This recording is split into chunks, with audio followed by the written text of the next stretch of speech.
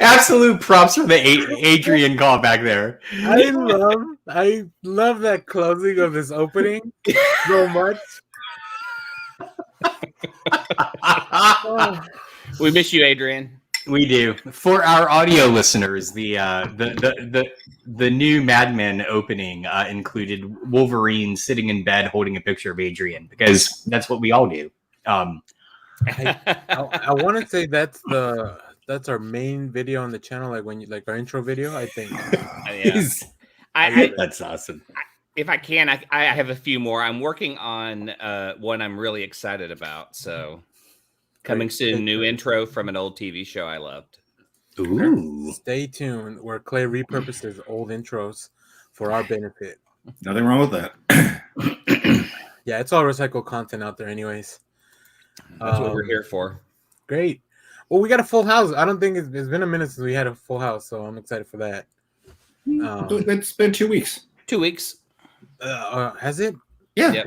Time passes very weird now. Damn you, pandemic. As they say in this show I'm watching, the wheel of time is ever turning. So I want to watch it, but I feel like I need to read the book for the very first book first. That's no. Always watch the adaptation first, so you're not disappointed when it doesn't meet your expectations of the original source material. As it inevitably always does. So. Yeah. So, cool. Well, you know what? With that, let's just move on to what we've been doing on our previously on Next Issue segment. I want to start with Kyle, because we were talking on the notes. Kyle, he's the one that's been consistently reading the Amazing Spider-Man, I think, for the past year or whatever. Yeah. And there's a whole new team now, right? Nick Spencer's run ended after the whatever it was. What was it called? Sinister War. Yeah. And you find out that that basically I can't even think of the character's name anymore. It was the Kindred. Kindred. Yeah, was basically. I'm trying to remember back. It was a clone, or if he was actually Harry Osborne who made a deal with. I think it was a clone of Harry Osborne. He made a deal with Mephisto, gained all these powers, and he found another clone of Harry Osborne who was basically had the normal soul of Harry Osborne, who came back and saved Peter, but died again. And it was this whole weird thing, but basically it ended up being that Harry finally got to rest in peace, and now they got Spider-Man back, and they got Ben Reilly being Spider-Man again. He goes, "Hey Pete, how's it going? I've been hired by this company to be a good Spider-Man, to be in the Eye. Apparently, when you sold Parker Industries, they bought the legal rights to your name." And he's like, "How the hell did they do that? It's not a legal name to buy." And he's asking Peter to step down being Spider-Man, and he goes, "I'm not going to do it. I'm not asking." So they both come together. They fight the UFOs. The UFOs haven't been around in a while. Peter gets all this toxic thing. He's in the hospital now. You're not sure if he's going to make it or not. Now, basically Ben went to.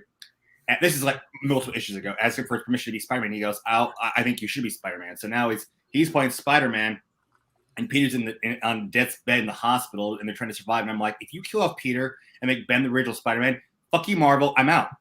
I'm tired of this shit. I'm tired of this fucking shit. I have plenty of questions about all this stuff you just said.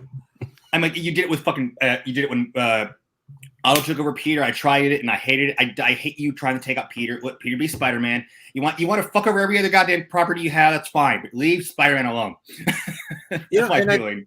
I think one of the issues that this book faces is that it's triple shipping, right? It comes out 3 times a month. I think so, yeah. Which is my god, really? Yeah, that's an unenviable task. Yeah, X-Men can have 19 issues come out every 2 weeks. No, that's fine. I'm just saying, this is just one book. That's fine. Yeah, that's one character though. I mean, in X-Men, at least you could have teams across all the. I'm okay with that. In the 80s, we had Spectacular, we had Amazing, and we had Web. I was fine with 3 Spider-Man books. There's nothing wrong with Spider-Man having multiple books. But this is the same teams working on all this stuff at once. Look how many. I know. Yeah. The 10th, 17th, the 24th. So 3 back to back. And 8. Oh my goodness. This covers every aspect of his life. Actually, it looks like it's weekly. Is it weekly? Oh, it's because of the Beyond issues. Okay. Yeah. I mean, and at least when we had Amazing, Spectacular, and Web,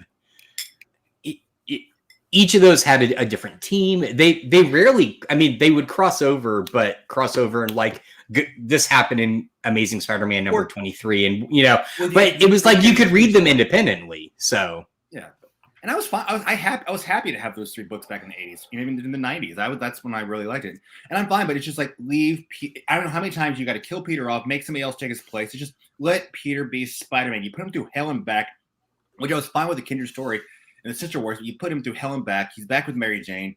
You know, just let him be Spider-Man. I swear to God, if you try to kill him off and say, "Oh, he's dead again," Ben's the new Spider-Man, then I fuck this. But that's what they do is retread. They go back to even the old events. I mean, we're going through Inferno and X-Men. I mean, you know, it's every old event is new again, and I mean, it must sell. I do like that the way they ended the last run of Spider-Man is they grabbed clones and Mephisto and smushed them together. Yeah, like this is what the kids want. This is what the kids want. I've got a pitch perfect solution for you, Kyle. What? Go read the rather terrible Spider-Man daily newspaper comic. I did. I grew up reading it when in the paper when it was still being published in there. I was fine with it. Well, I'm just saying, like I've been reading it in my comics. Oh fuck, what's it called? Comics Kingdom. Yeah. And nothing ever changes. I mean, they team him up with more popular characters. Like they just had a big long crossover with Rocket. But like it's just Peter Parker and MJ being Peter Parker and MJ. I mean, there's nothing ever of like substance occurring. So Rocket. Are you talking about Rocket Racer or Rocket Raccoon? Raccoon. What? He came up with Rocket in the newspaper. Rocket Raccoon. I missed that part. Okay.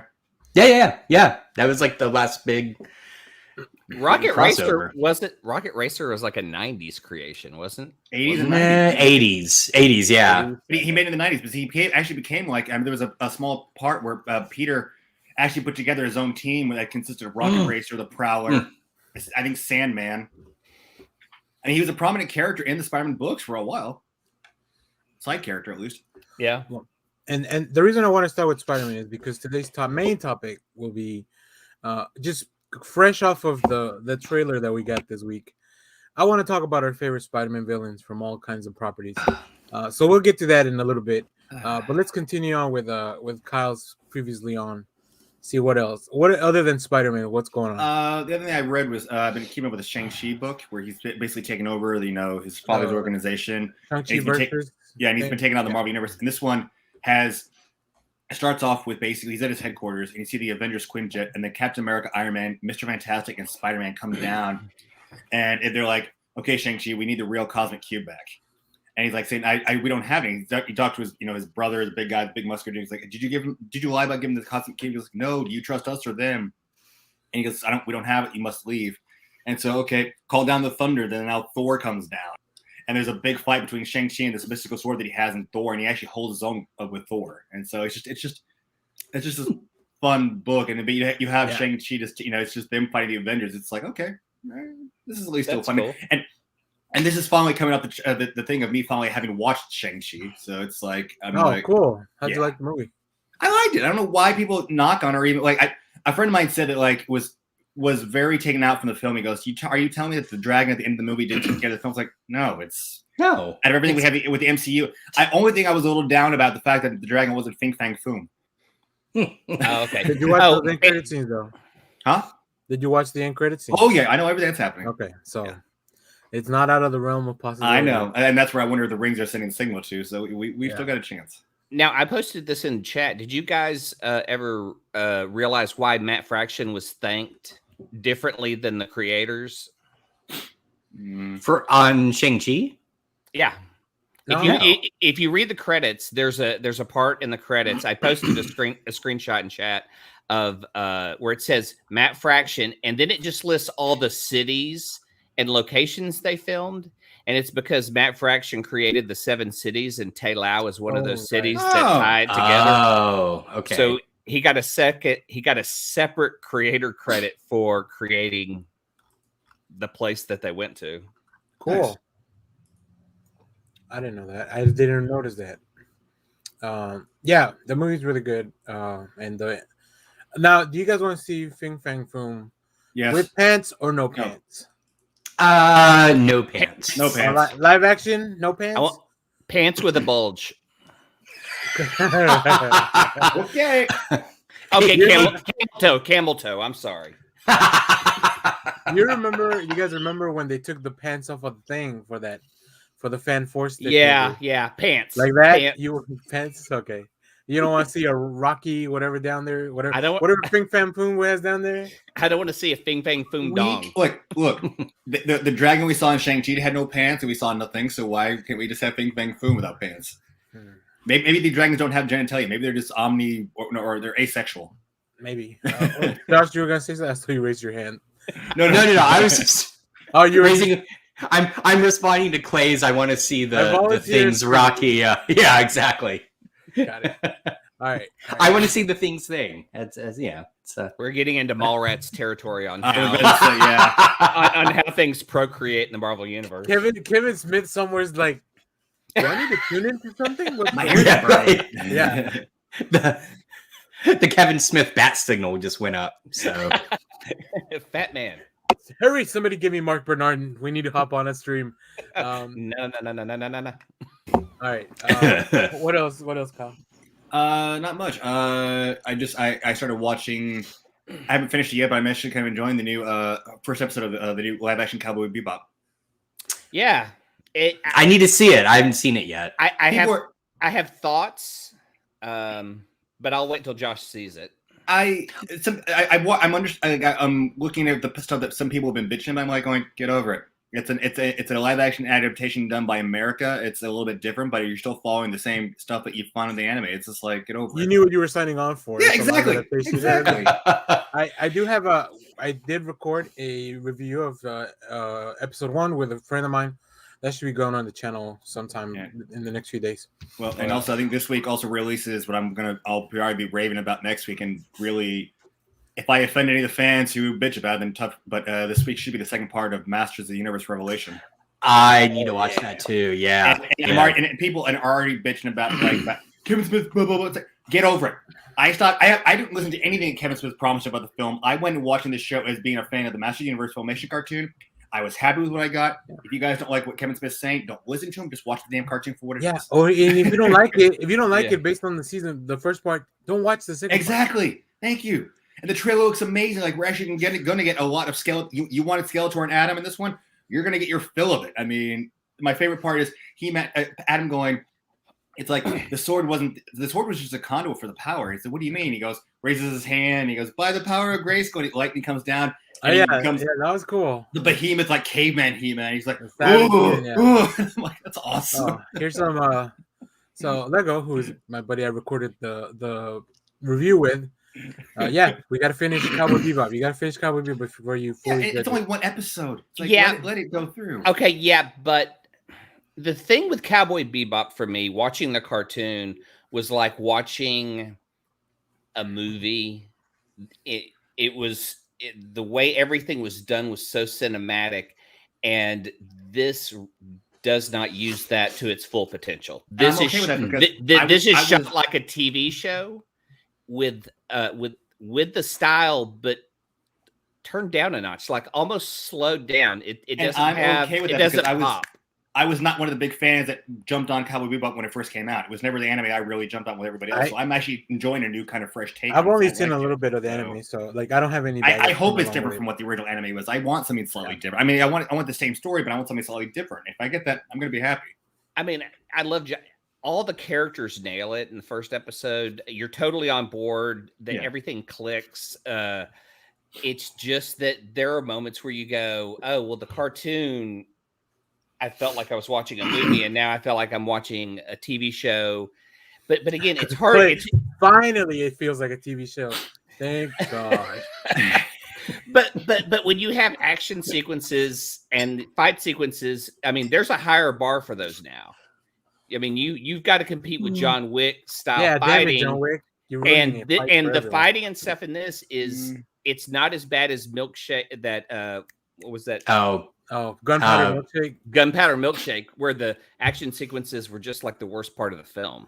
Yeah, that was pretty bad. See, I've yet to watch any of the John Wick films, so I have nothing to compare it to. And I actually kind of like this. I love that fight scene he has in the bathroom. It's just kind of slowed down and orchestrated. This is kind of cool. I'm kind of tired of all the fight scenes where you can't see what the hell they're doing. I like the fact they're kind of slowing down a little bit with it.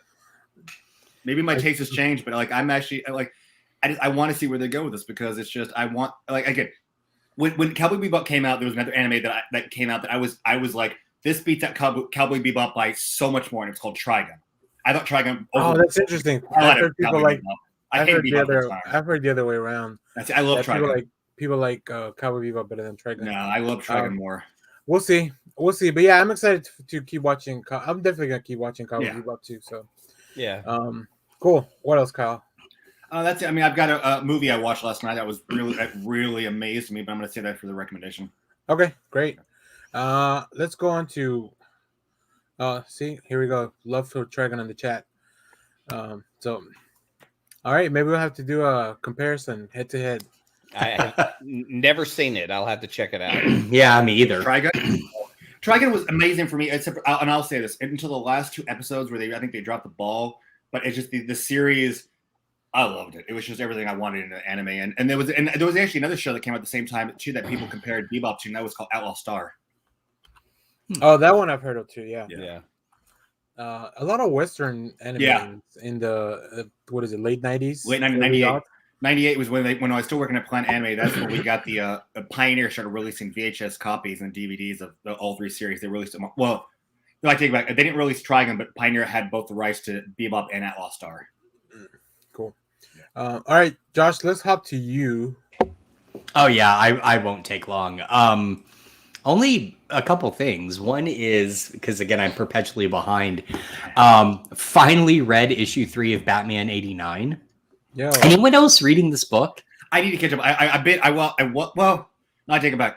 3 Batman kind of lost me. I've been keeping up with the Superman 78. Oh, okay. Well, it's worth returning back to it. I'm going to make a bold statement. Go for it.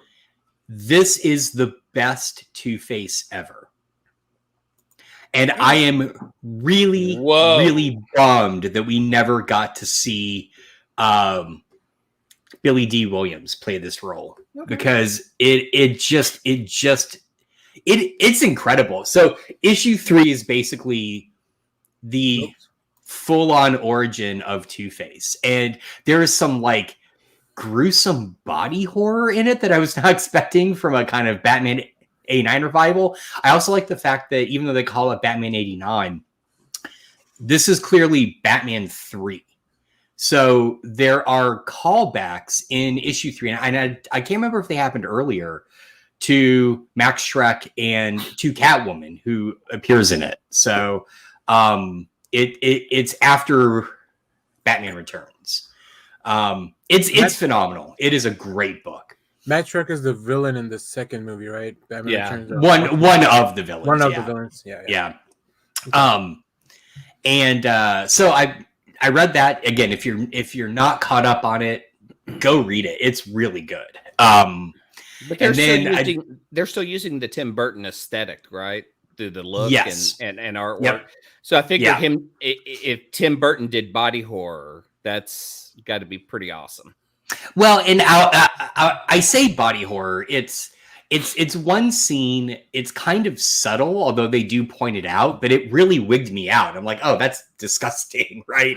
But there is a twist in that issue that I was just like, could they have pulled this off on screen? Because it works perfectly in the comic format. It's good. It's just like again, are you watching Two-Face eat? And it starts falling out one side of his face. No. It's I like the picture. It's a little more direct than that. He's reading, gets to that panel, and just chucks the comic book across the room. And comes back to it like 20 minutes later. Like, okay, I think I got it. Okay. Sadly, I'm reading digitally, so I just fling my tablet across the room. So now I need a new tablet. So that is good. And then last night, my wife, who's seen the whole series, is like, you've got to watch Russian Doll. So I watched the first episode. It is amazing. I realized everyone talked about this 2 years ago, but here I am, right? So I couldn't finish it. I never really. Yeah, I watched the first episode and then just kind of fell off. And Shelby revisited it, and I think she finished it. Okay, yeah, Jen loved it. She's seen the whole series. Well, I mean, it's just one season, right? Right. They didn't do a second, yeah. But I mean, but that's been it. It's been a crazy busy week. So, I like your editorialism in the note that just reads the first episode of Russian Doll, because I never do things when they're popular culturally. Right, exactly. I will talk to you about stuff that society loves 5 years later. I'm really good at that. It's the historian in me, I think. Here's Russian Doll with Natasha Lyonne, I think. Yeah. So, and she's a co-creator of it. I didn't realize, and then also a producer was like Amy Poehler. I saw in the credits. So yeah, cool. All right, Clay, you want to take us on a journey? Yes, I finished Old Boy. All right. Oh, wow. And what a journey. I loved it. I loved the last issue. It's not like the movie, but it's nice kind of having that complete set and finishing the journey. Great. The ending is way different from the movie, but I still thoroughly enjoyed it. Old Boy is one of my favorite revenge films of all time. And so reading the manga and just going through it, it's a little longer. It has a few more characters, and the ending. I'll let anyone who wants to look that up look it up. But so now you have all the volumes, right? Yeah, it's just 8 volumes. Okay, cool. Yeah, so that's like one of my cool favorite sets, and one of those cool journeys through comics that I like. Kind of finding my way to this book. Do you remember when you started reading Old Boy? In a couple of years. No, it was like last year, because I was gonna say it was during the pandemic, right? Yeah, I was before that. No, because I loved the movie and the remake had come out, and I was like, I'm not going to watch that. I don't think you can outdo the original. And then Shelby found the first book, and then we just started questing for the rest of them. I mean, I'm sure I could probably buy them digitally, but it's one of those nice collections for the library. Although I would get it on something like, because I did end up buying the Humble Bundle that Josh showed us last weekend with all the manga. Yeah, did you get all that Lone Wolf and Cub? Yeah. I got more manga to read that I'm never gonna get to. Welcome to my world. Yeah, you have a virtual stack of books as well as a physical stack of books. Yeah, exactly. I mainly got it for was it Lady Blood? Lady Snowblood? Yeah, Lady Snowblood. Oh. Yeah, I mainly got it for that because I want to. So my buddy has a movie podcast, and they talked about the Lady Snowblood part 2, the second movie. Yeah. And then they mentioned that it was based on a manga, and I was like, oh, I want to check that out. But Dark Horse is really bad about putting their stuff on sale. So I was I'm glad they do manga. They adapt all these older manga. I mean, or at least they republish them. So that's good. But yeah, when the Humble Bundle was like $25 for like, I don't know, a million pages of manga, good deal. And it's still available too. Like I checked this morning. The time's not up on it. So yeah. Josh didn't give us a week like he normally does. Exactly. I tried to push it out there. So when we're doing audio only, it'd be like, I don't know if this will be live by the time the episode's fully edited and up. So we'll see. All right, what else, Clay? I dropped a couple of books just that I've talked about in the past. I got into Magic, so I wanted to read the current Magic run. Jed McKay's writing it, and it's bullshit about guilds. There's like in 4 issues, there's like one action sequence where there's like an assassination attempt, yeah, and then it's just fucking volumes about the city, the guilds, the you know, how they conduct business, and who gives a shit. It's like the first 15 minutes of episode 1, you know, where the Jedis are going to go talk about tariffs, some bullshit, right? Taxes. Who gives a fuck? And I was like, I went to the guy, my comic book guy, and I'm like, is this what's happening in this current story? And he's like, yeah. And I'm like, this is boring. Why would you write about it? He goes, I don't know. Wait, so is this Magic the Gathering? Yeah. Magic the Gathering, the current run that's out. I mean, if that's what the storyline is and Jed MacKay has to write about it, I mean, that's what it is. But it's very, I mean, very slow. The art is beautiful, but for people sitting around a table talking about shit, it's not an exciting comic. Yeah, I read the first volume because Boom sent it over, and I read the first issue and I was like, oh, that's really cool because you get these 3 planeswalkers and they're all at the same time, they're almost assassinated, and then they figure it out and they like, oh, they don't really want to team up, but I guess they kind of have to team up. But that first issue is so perfect in how they explain, like, oh, well, this magic is part of this world and this magic comes from this world, and all the levels of it. It was the best first issue of something I knew nothing about to help kind of explain and say this is the world. And then it just went. Then they have to start traveling to like places and meet people and talk to them. And I was like, oh, okay, yeah. I mean, this may not be my entry point to Magic the Gathering. There is a new book coming out. I think it's called The Metal Order or something like that. That may follow a different. I guess all these books will just follow Planeswalkers because that's what makes the most sense. Yeah. Since people recognize them and they're probably like, "Ooh, that's the one I played one time. Let me see what they're up to." Yeah. Another book I had to drop was, I finished was Jenny Zero. I think it was only a 4-issue run. And it was one I came on hyping the art. The first issue, the art is beautiful, weird, out there. And near the end, it just looks rushed. I mean, and it's kind of a bummer. It's a great story about like, I guess you would say it's a Ultraman's daughter, or like an Ultraman's daughter. She's and she has to fight Kaiju and stuff, but she's dealing with issues. She's got problems. And the first book is so cool, but by the end, the art looks so rushed that it just kind of hurt the story on the way out. So was it the same art team throughout the whole thing? Yeah. Oh, okay. And I hate kind of not poo-pooing on that book, but that book could be so much better. Like for some reason, because that first issue is a home run.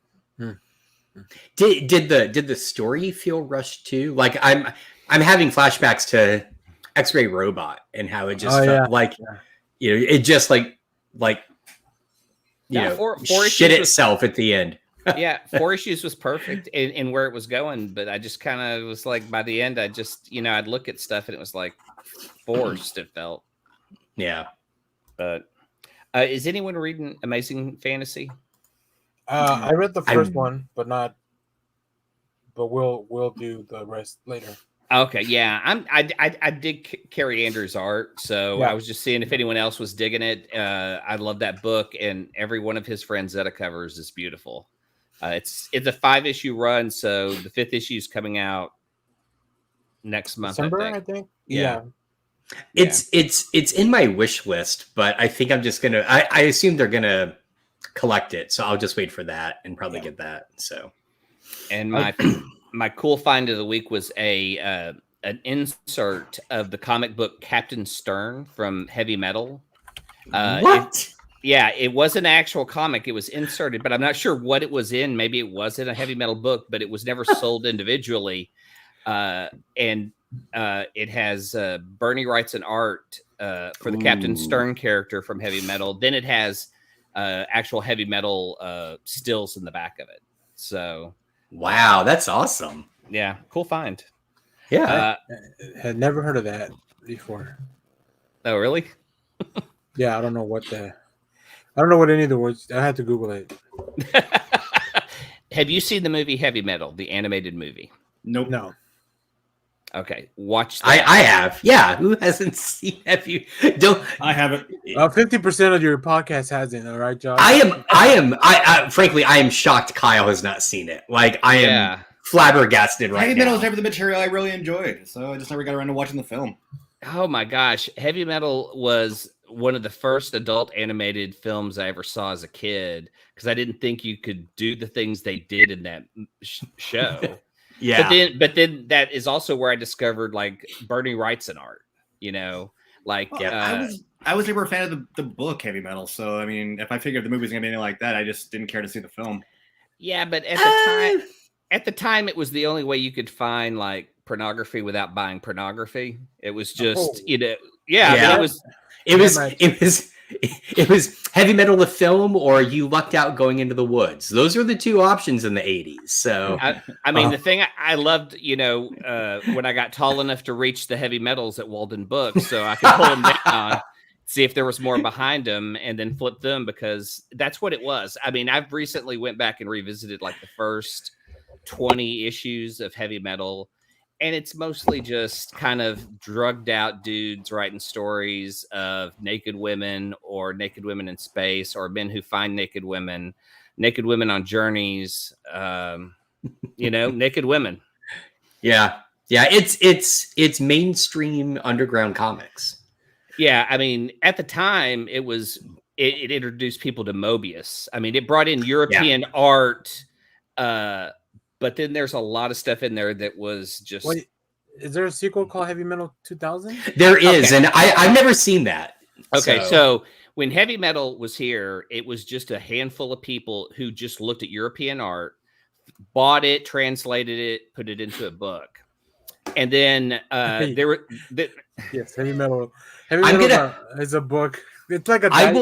It's like a digest, I would say, right? Like a reader's digest. It's an anthology. I mean, but it's a full size magazine. I mean, yeah. But they also put out comics too. Kick-ass comics, yeah. So in the 80s, there were these two comic creators that made a book. I don't know if y'all ever read Teenage Mutant Ninja Turtles. Oh, no, not part of it. So wait, Teenage Mutant Ninja what? No, sorry, so Kevin Eastman took his money and bought Heavy Metal, and so he owns Heavy Metal, and he helped make Heavy Metal 2000 with Julie Strain, who would become his wife, I believe, at the time. So if you pull up a Heavy Metal 2000 with Julie Strain, she's usually the woman pictured on the cover. It had nothing to do with the original. It was just going to be a story about her character. And I guess she would be kind of like the Tarnia character from the original Heavy Metal movie, but just a focus on her with no other stories. It's not great. Really, Idol's in that movie? Oh, cool. They're Ninja Turtles. No. The owner of the Heavy Metal books. So, all right. So I'm tracking down the specific link, but the Internet Archive has numerous scans of Heavy Metal issues, totally for free, just as PDF. So I'll find a link and we can post it. So we'll drop a link on post it on the chat. I'll put it on the YouTube channel. Yeah, cool. So our viewers can go check it out.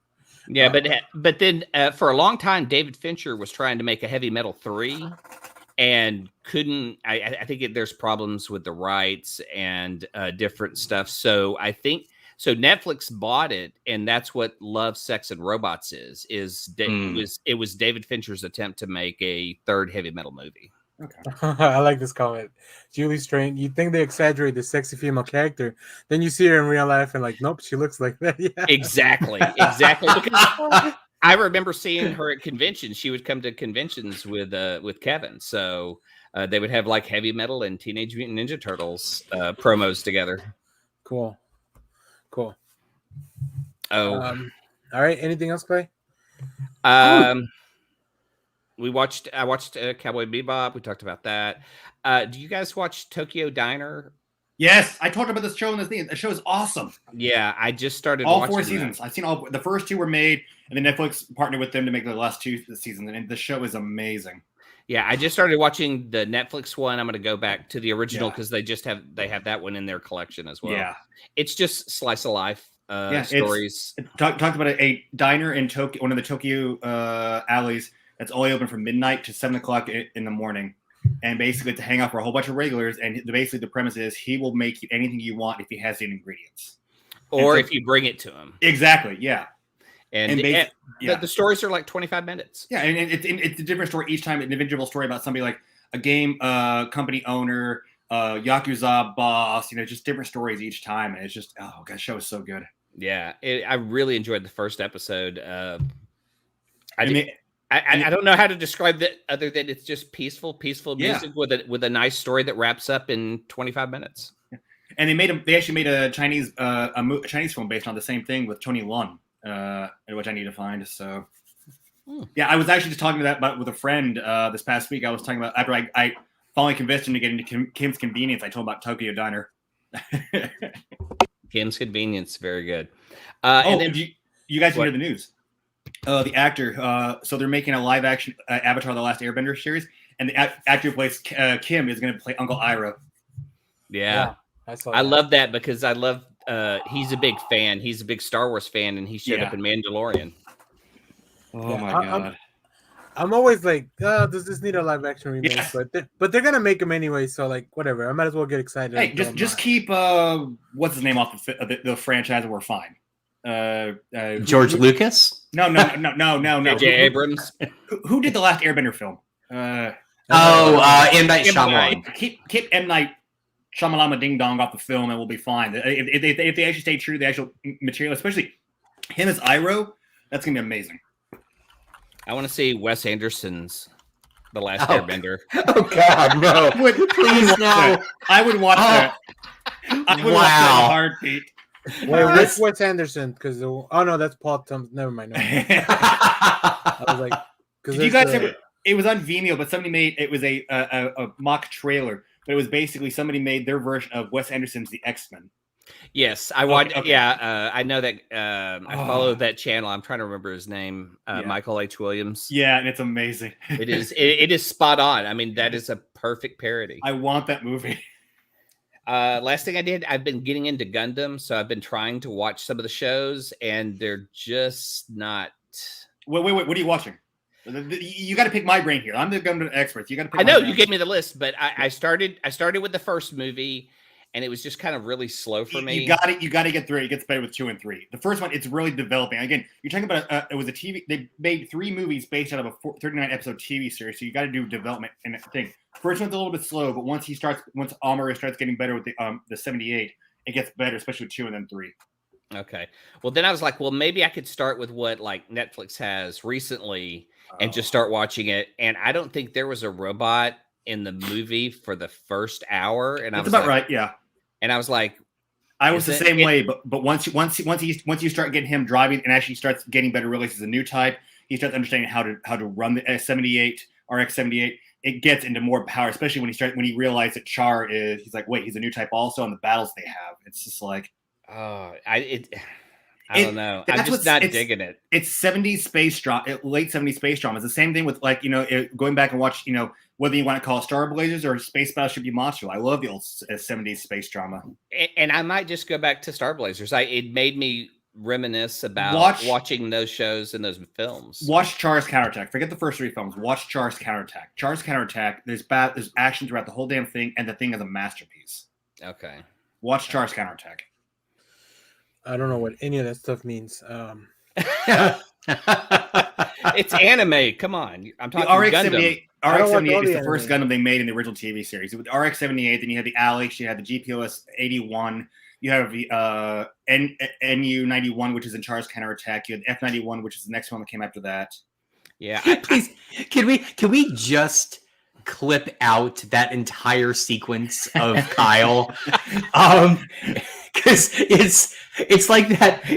It's like that time on the Colbert Show when they played the audio of Colbert just going through all the characters from Lord of the Rings. So, but I want the Mark, and I'll do it. Well, but I want you to put the bad computer processing, and that's what the bad computer's saying is just saying all these things. So Kyle's voice is the bad computer. All right. Great, excellent. Good plan, gentlemen. Thank you. Yeah, but I mean, I got into Gundam because I loved the models and have been building the models. Yeah. But now I kind of may seek out the manga instead. No, trust me. Stick with the anime. Manga's cool. We like manga. No, manga's good, but stick with the anime. All right, that's all it. right. Cool. Well, let's touch on my stuff real quick, and then we'll move on to our main topic. So the first thing I do want to talk about, I finally read Far Sector. This follows a new Green Lantern. So interestingly enough, this book came out like in November 2019. Then it's a 12-issue series, and it's really good. But it took forever to come out. But I really enjoyed it. I finally read the whole thing. The premise is that we follow Joe, who's this new Green Lantern from Earth, sent to like the farthest sector in the galaxy, in whatever, like from the Guardians, to this planet where people have removed their emotions, or not people, the inhabitants of that planet, which are 3 separate races, have removed their emotions from society, like chemically or like through some technology, but there's been a murder like for the first time in 5 years. In this world, so nobody knows how to deal with it. So they had to call in the Green Lanterns to help out. But it's really cool. I love Joe as a character. And then we also find out there's the ring that was given is not like a normal Green Lantern ring, but I'll just leave it at that. She's not based off the Teen Lantern that was in Young Justice. No, that's different. Okay. No, this is before Teen Lantern, because this is one of the last Young Animal books that DC okay. Before that imprint shut down. It's just because of the pandemic, it took so long to come out. It almost took about 2 years for a 12-issue series. Gotcha. But I think that there were creator issues on some of those Young Animal books too that helped shut that imprint down, because there were some that didn't have issues on time that took longer because of the writer. Yeah. Well, I mean, I don't know. We'll have to ask Gerard Way one day. He was running that. I wasn't going to say his name. We love My Chemical Romance in this podcast, all right? So, but you got to stick to your deadlines. I also read. I finally read "We Only Find Them When They're Dead" Volume 1. That's the Al Ewing book where the premise is that this society finds gods dead in space, and then they use them for like fuel and resources.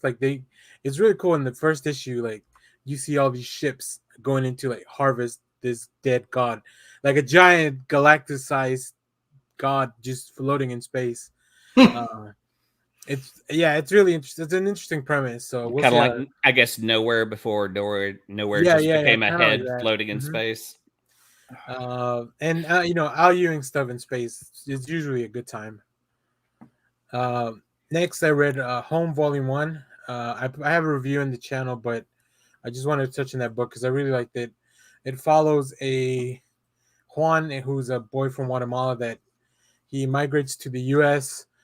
He gets separated at the border from his mom, but the twist is that he has superpowers. So then he's able to escape from the detention center, and then now the federal government's after him, and you kind of follow that trip along. The comic takes place in Texas, which is something I will usually check out a comic that takes place in the state, just to see how it's characterized, because sometimes people that don't live here write about Texas and it doesn't ring true, but sometimes they do, and it rings true. So I always like to check out stuff. This came out at a time where separations from families at the border, it's still happening, but it was very poignant when this book came out too. So very timely book, unfortunately, but it's really good, and I can't wait till they give us more. So, and then just quick plugs for the channel.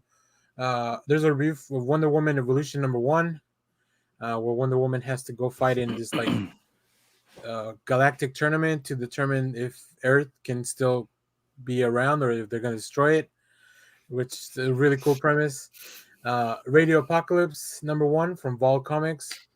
That one's really cool. And then We Only Kill Each Other, which is about some gangs in New York have to work together because Nazis. So interesting. So fuck them. So yeah, I love that title though. Yeah. And the last one is a Comixology original. So if you have Comixology Unlimited, you can borrow it for free. So really good. As far as watching stuff, I watched a lot of TV. I watched the Flash Armageddon Part 1. Yes. I like a lot of the and so I'm doing videos for that. I'll do them weekly, like recaps. I like the episode, but it did remind me of like some of the reasons I stopped watching the Flash, like the stuff that wasn't about the Armageddon stuff. I was like, oh yeah, this part I don't care about so much. I was fine with it because like the reason I'm really looking for the Armageddon is because it's a crossover series. You're actually getting to see him. It's Marvel team up done with the Flash, so it's going to be I'm letting it go. I'm taking it from. It's a 5-episode story arc that's starting off season 8, but it's separate from what's going to be everything else. So it's Marvel team up or DC Comics presents with the Flash, and so I love seeing Brandon Routh back as the Atom. Like he really, really cool stuff in there. When he showed up, I was like, oh yeah, this is, and there's the reason I wanted to do the videos for the channel because I was like, let me check out at least the first 5, see if the Flash can get me back. I mean, even not that, at least it's the crossover. I always like the crossovers they do. Yeah, so that alone. And I mean, you've probably seen the promo, like the villain, well, not villain. Oh, one of the people that shows up is Despero. Oh, and they went full out with Despero. I was happy about that. It looks cool. It looks good. I like the actor that they have him play Despero too. Mm-hmm. So yeah, I'll be doing at least videos for the first 5 issues of Flash. My favorite part of the episode is you have the thing where Despero throws a cart, Barry and I forgot his Ray. And so what Ray does, he takes Barry, they shrink down, fly through the car, they shrink back up, and you see Barry just kind of topple over and goes, God, now I know how Diggle feels. Yeah. Yeah, that was really good. Nice. I like it. Anytime Brandon Routh shows up, he brings such cool energy to like the shows. It's a shame that, I mean, I understand that he has to move on, but yeah, it's a shame that was the thing. He didn't want to move on. He wanted to stay. They kicked him off the show. Yeah. Quite a shame. So hopefully we'll see him around some more. And then we already talked about Cowboy Bebop. The last thing I'll plug, and this is just mainly for the channel, I've watched the first 2 episodes of The Wheel of Time on Amazon Prime. I really like the show, like not really knowing anything, and I'm not usually like a high fantasy person. Like I like my fantasy a little bit more grounded, but the show's really good so far. So yeah, I need to watch episode 3 so I can make a video for that, which will probably be sometime this week. So they dropped 3 starting on Friday. Or Thursday evening, and then they'll do 1 a week after that. Okay. So the show's really good.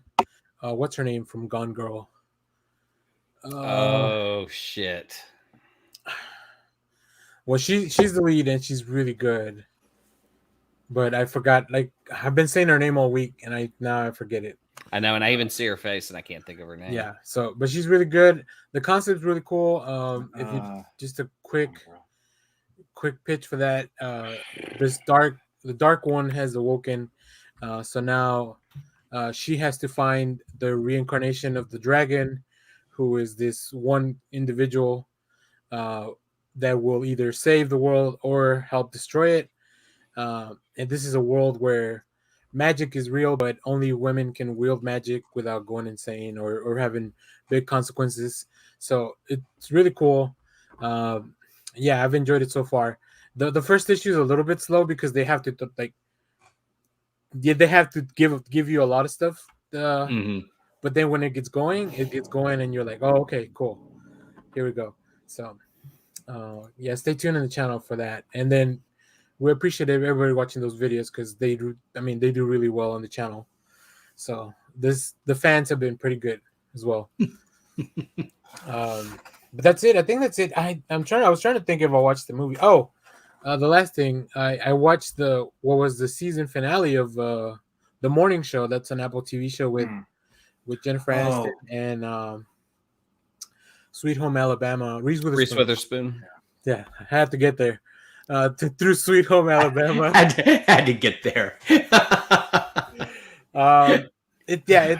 that show's really good. If you like the what was the Aaron Sorkin show? Newsroom. Yeah, if you like that, or the Sunset Strip show on NBC, like those behind the scenes. Also, Aaron Sorkin. Yeah. So if you like that type of show of like behind the scenes of like, the only kind of bummer is that because it does follow kind of the real world. The show ends closer to like March of 2020, and we know what was happening in March of 2020. So it is kind of it's a bummer to be reminded of all that stuff, especially because we're still kind of in the middle of everything. So, but the show's really good. The performance is great, and I really enjoy it. So it's worth getting like a Apple TV for like a month or something to catch up.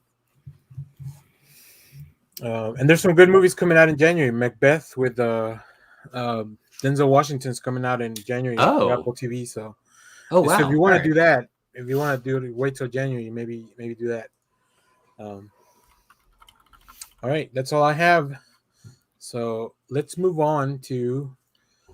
I guess I do want to say. Well, let's start with real quick. We will be talking about Hawkeye as we watch it. Yeah. And throughout the show, it comes out this Wednesday, so I'm excited for that. But let's talk, and before we go into the main topic, let's touch on the trailer real quick. We got a really cool trailer for Spider-Man No Way Home, and the internet has dissected the footage to death over the past week. As the internet does. But just real quick, what did you guys think of it? Where were you when the trailer dropped? Because we got plenty of notice this time around. They're like, it's appointment debut. It's appointment viewing. You have to watch it. We'll be dropping it at 7:30.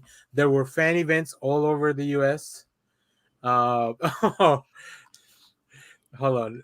So yeah, the vehicle for Steve Rogers the musical. Hopefully, if we don't get a full episode on Steve Rogers the musical, why did they even make Hawkeye? Yeah, very true. But yeah, Spider-Man No Way Home. Josh, where were you? Tell me all about it. I was sitting right here, and I don't think I think my newsfeed blew up about it, so I was like, well, I better go watch this before it gets spoiled. But I loved it. I'm really excited. I guess I hadn't realized they had brought back Defoe. Like I knew they were going to bring in the Green Goblin. I didn't know they were actually going to get him. No, they mentioned Defoe previously. Oh, did they? Okay, yeah. I missed that. But yeah, super excited about it. I really love the moment when Doc Ock slams Spidey against the wall. He's like, "Wait, you're not Peter." It's really, really solid. So yeah, I'm excited for it. And the other thing I like about it is this seems to present the other side of Doctor Strange's involvement, right? Like this is him you screwed up, and so I'm curious how they're gonna pull that off. So it's always Peter's fault. Yeah, that's true. All right. We'll go clockwise. Kyle, where were you? I can't remember. It was definitely after work, but I think I went and decided to go watch the trailer after work and loved it. I love the scenes what's your name? Otto Octavius. No, seriously, what's your real name? Yeah. Yeah, that was great. The only thing I guess there is a scene, again, because you have to dissect. I was a little disappointed because I was saying, with everything else we've gotten, I was hoping to see a scene in the trailer with all three Spider-Men. And that was the one thing I was kind of disappointed about. But but I guess somebody's already gone through and actually edited out a scene. There's a scene where basically you see if you don't catch it right, there are three Spider-Men flying towards Electro, and then and a couple, and what is it? Yeah, right there. Yeah, right. Oh, yeah. Kyle. Oh, I guess somebody hasn't watched my video of 5 things you may have made from the All those screenshots, man, you did dissect. Yeah, this is all. I love using PowerPoint for the videos. So yeah, this is kind of so in the Brazilian trailer, I guess they edited it differently, where you see the lizard actually gets hit in the face by something, but they took out whatever was hitting the lizard. Okay. So it's interesting. And how about that glow up for Electro? That's amazing. The fact that you actually get to see, like, even if it's only just electricity, you get to see like the star in his face. Oh, I love it. Right there, it looks right so there. Cool. Yeah. Cool. He looks so much better in this. I'm glad they didn't go with the way that he looked in the nerdy Spidey Max, 2. Yeah, the nerdy Max Dillon was not working. Yeah. My I don't know. Okay. I don't like the Civil War Iron Man Spidey suit. I hate that. I've never liked it. I hated it when it premiered in the comic of Civil War. I don't care for it. So this might be the end of it, because I think so. Yeah, I'm hopeful that it'll be the end of it, because a kid should not have the option to kill other things, and that kill thing I realize would be something an adult would want to protect. You know, in every way, Tony wants to protect Peter, so he gives him that option that could kill everything. But you're giving a kid an option to kill stuff that and it doesn't even work that well. We saw how it ended in Endgame. Yeah. So you guys, I think you guys heard who the sixth villain's going to be, don't you? Well, we know 5. I don't know who the 6th one is. Somebody's confirmed he's coming back as the Vulture. Oh, right. I did see that. That makes sense. Makes sense. That does make sense. Yeah, and I mean, isn't that the original lineup for Sinister Six? That's what I was just about to say. Yeah, I think that is the original lineup. I had a thought that I don't think Dr. Octavius is a full villain. I don't know why. Maybe it's just Alfred Molina. Like, look at that. Who could be mad at that guy? You know, what if he hijacks the iron suit and maybe takes over Peter's body and becomes the superior Spider-Man for a while? MCU, I'm out. That's crazy. That's crazy talk. That's never happened in the comics ever. So, if you can see here, the tentacles have the red tint now. So I think you're right, Clay. This might be the last we see of that nano suit, because I think Dr. Octopus is probably taking all the nanites from Peter's suit, because now the arms are fully covered in the red. Here you can see a little bit. This is the scene where we see that a part of his suit's missing. So I don't know. I'm very excited. What if he just upgrades all his arms with Stark tech? Yeah, the tech that you got in the Raimi verse was not the same tech that you get in the MCU. Yeah, right. This seems like an interesting choice because you can't really catch those. Yeah. Venom, I think, proved that in Spider-Man 3. But I'm interested to see here, is this just Willem Dafoe with an upgrade like Electro? Because we do see the original Goblin suit. What if it's the second Goblin? Well, that's what I was thinking. Is this like maybe the Neo Goblin from Spider-Man 3, or it could even be Dane DeHaan from the Amazing Spider-Man? God Almighty, Dane DeHaan tried, but that was the worst fucking Green Goblin. That was crowbarred in worse than Venom was. I don't even know if and my buddy gave me a little bit of shit because I couldn't remember Thomas Hayden Church's name in the video.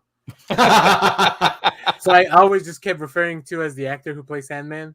But I don't know if it's him. I mean, it's Sandman. That was my question. But we don't know if Thomas Hayden Church has come back for the role. And I think going back to our earlier idea, Kyle, about this being the original lineup, I think Mysterio is in that lineup. Oh. And I wonder if, canonically he's dead, right, in the MCU. So are they going to find a way to bring him back? As we found out this week with the re-release of Taylor's album, maybe Jake Gyllenhaal isn't to be trusted. I get that reference. I was going to say, that's a deep cut. That's not good. Just give her the scarf back, dude. Anyways. Hey, I became a Swiftie this week. I started listening to Taylor Swift. There you go. I will always support artists getting their art back. And especially when a company or whatever, they're like, oh, she'll never re-record everything. We don't have anything to worry about. Well, we're slightly off now too. Apparently, Craven was a part of the first Sinister Six. Oh, you're right. Yep. I'm interested to see what Doctor Strange's role is going to be here, because why is he sending kids off to battle? That's my real question. He's not Tony. And he's not Cap. He's Doctor Strange. Yeah. Yeah. So cool. Plus, could he be a Skrull? How do you keep a kid who's taken on Thanos out of trouble? Like, how do you stop him from taking on these threats when he's gone on the guy who wiped out half the universe? Well, yeah, that's true. Well, and if Doctor Strange is a Skrull, he wouldn't have his powers, though. Yeah, he wouldn't be able to use the powers.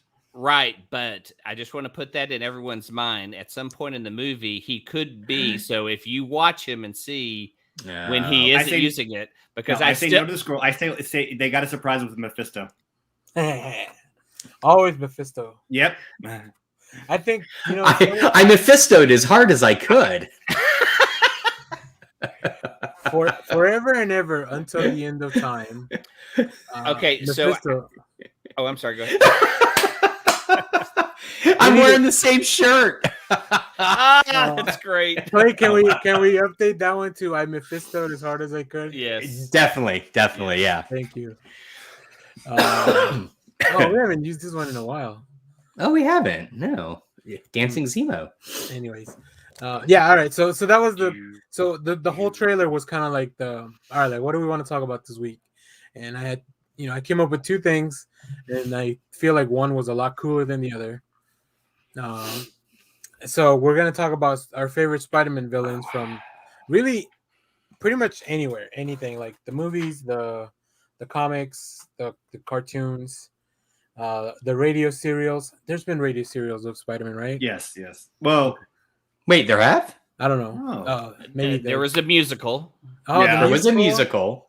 Turn of the Dark. The injuries were the big villain there.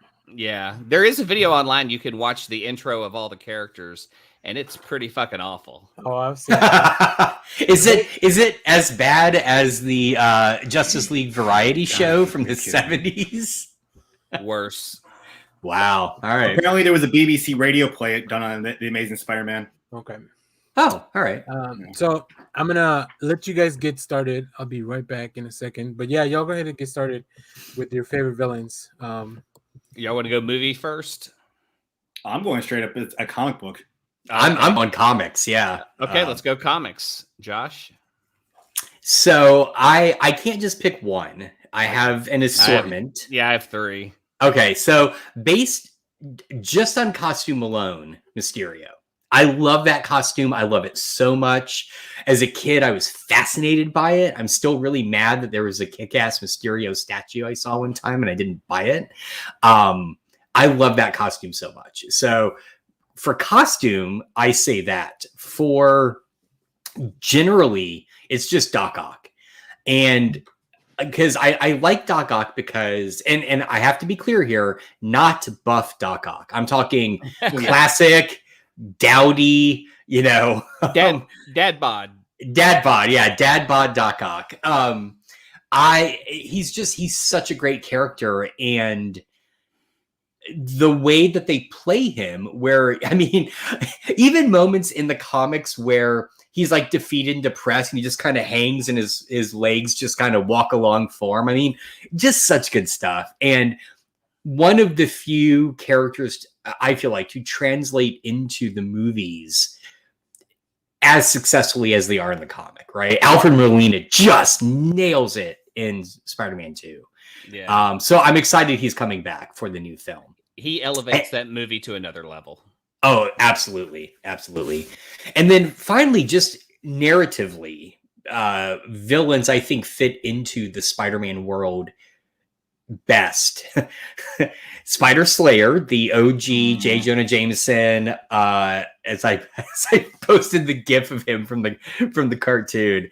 As a kid, I remember reading issue 25. It must have been like in a collection, or I don't know where I got it, but I love that issue. And it's very, you can tell by my my name here.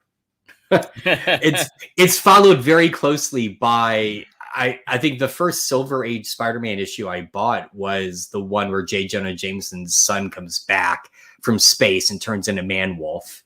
I like J. Jonah Jameson as a bad guy because he is a bad guy. and the Spider Slayer just takes it and just ramps it up to 11.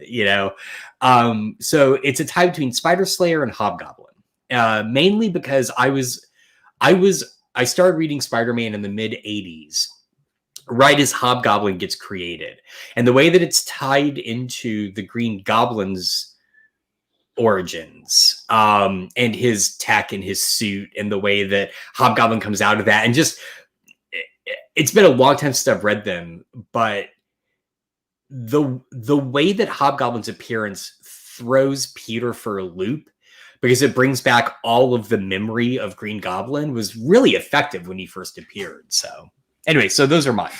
Yeah. See, I've always liked Doc Ock being at times like a mentor to Peter, and then the villain, like he's so tied to science and what Peter is about, and dated Aunt May. I mean, he's been probably the closest in Peter's life than any other villain. Like literally, I don't know, in his body. I seem to remember. Yeah, I needed that for a while. It would be hilarious if they announced Alfred Molina as the next Spider-Man. I would love it. No. He's always in the suit. It's just voiceover narration with Alfred Molina. Okay. He's doing the Fiddler on the Roof. Yes. Like he did. I don't know if you guys have seen that behind the scenes. Yes. No, I need to watch that. If you watch behind the scenes with Alfred Molina on set, him and the actress that plays Aunt May are both like hooked up on cranes, and she leans over and goes, I'm classically trained. Oh, that's amazing. And he would break out into Fiddler on the Roof because he had just come off Broadway from doing that, and would just start singing it in Doc Ock outfit with the tentacles, and then the puppeteers would move the tentacles around. Oh, that's amazing! I gotta track this down. I love it. Here's Spider Slayer in all its glory. Dude walks like a boss. Okay, now here's a question: in real life, if we had a J. Jonah Jameson that had to build something that was going to go kill his enemy, who would put their face on it? What vain motherfucker would put Bezos? Yeah. Musk. Yeah. Musk would put his face on it. Gavin Belson. Yeah. Oh, I was just seeing if anyone's paying attention. Gavin Belson would definitely do it. Yeah, Gavin Belson would do it. He would put his face and his body and his signature in the inappropriate place. See, I don't even know who that is. Who's Gavin? He's on Silicon Valley. He's kind of shit. Yeah. Okay, I got you. Yeah, I just forgot his name. He's a clusterfuck of all the billionaires and their poor ideas. Yep. Or not poor ideas, but poor choices. Kyle, what's your villain? Just gonna go straight up. Number 1, Hobgoblin. Wow. Okay. Costume, villain. I mean, I loved it. That's when I kind of started reading Amazing Spider-Man in the 80s. Basically, he's the one, he had taken over the Green Lantern stuff, and I loved him even when he became Demo Goblin. One of my favorite Spider-Man Green Goblin? You said Green Lantern. Oh, well, sorry. Green Goblin. And, but no, that would be awesome. The DC Marvel crossover, where the Green Goblin gets the Green Lantern ring. Or the there we go. There we go. Yeah, Red Lantern ring. No. He gets the Green Lantern. He's able to get the Green Lantern ring to work. Oh my. Anyway, but basically he takes over, and my favorite Spider-Man issue still to this day is still a McFarlane issue. It's Spider-Man number 3, Amazing Spider-Man number 317. Takes place in Inferno, and it's Harry Osborn as the Green Goblin and Spider-Man taking on Demo Goblin. So it's the first Green Goblin versus Hobgoblin crossover. It's just an amazing issue. What number was that? I think it's number 317. Yeah. We'll see. And it's amazing. Yeah, but I love Hobgoblin when it comes down to it as my villain. If I had to pick a second, I'm going to go with probably Electro, because I like that run when they brought Stan Carter back when he's got freed from jail, and it's basically Electro is basically calling out Spider-Man to be a coward, and it's basically sort of the return of Sin Eater, but not a Sin Eater, but it's just like Electro is the main villain in that run of like 3 or 4 issues, and then. I didn't think about a third one. I think of a third one just because he's become the Lex Luthor of the Marvel universe. Green Goblin, Norman Osborn. Yeah. Yeah, his run over the Avengers was awesome. Oh my god. That was just pure evil. That's 360 something. Oh, that was no, I couldn't find what you were. Okay. I just wanted to get one with Electro. That's awesome, and it's Mark Bagley again, one of the greatest ever. And Spider Slayer. Yeah. One of the best cosplays I've ever seen is a guy who built that Electro suit and put in a taser in his hand, so when he put his fingers close together, it would shoot out. Wow. Yeah, a little. That's incredible. You gotta be real careful there. Yeah. Don't go use the bathroom in that. So I almost went with Sin Eater because I love that storyline so much, but I've talked about it so much on the show. I pivoted. All right, well, Clay. I love Rhino. Rhino is another ridiculous villain that shouldn't exist. It's told different ways. It's either he's sewn into this skin, so there's like the body horror aspect. In the movies, he's in a machine. I hate that part of the movie. I did too. Yeah. How do you waste Paul Giamatti like that? I swear to God. I mean, it's just a total waste of him. I hated it. I wanted to see his performance because I was like, what do you do with this kind of crazy? What was he supposed to be, like a Ukrainian? Yeah. Well, he's Ukrainian in the comic books too. I didn't think of his name. He's like, he has a Russian name. Yeah. Alexei. And he's just weird. Like, it's just a weird idea, and I love it. And there's been some great stories with him, some sweet stories. But I love him in the Spider-Man video game as well, because the redesign in that is amazing and probably one of my favorite designs of the Rhino I've ever seen. Have y'all played that? Is that the PlayStation one? The PlayStation game, yeah. Yeah, I haven't because I don't have a PlayStation. And they refuse to release it on anything but PlayStation. I mean, it's a Sony property. My next one is Venom. Venom is Peter Parker's STD.